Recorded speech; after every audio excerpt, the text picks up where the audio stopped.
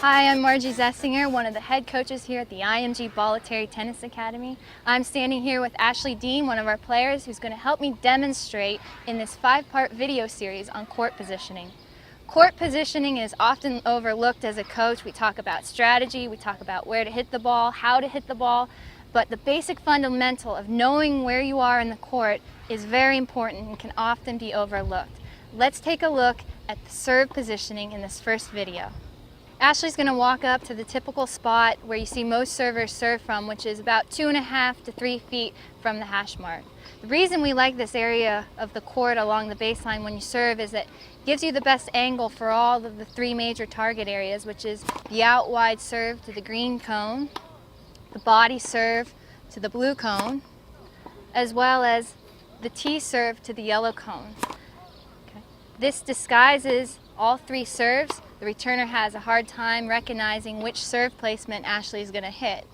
But also understand that standing here disguises the serve, but you want to recognize as a server what your strength is and what the returner's weaknesses are.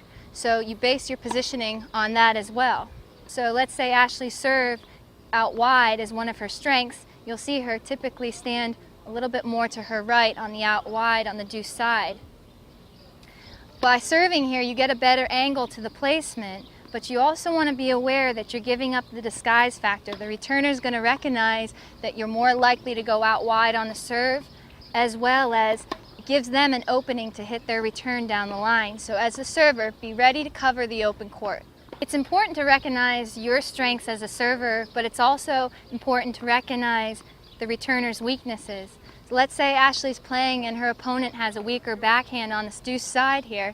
She might want to move over closer to the tee and serve to the yellow cone. By standing here closer to the tee, she gets a better angle at the tee serve to the yellow cone.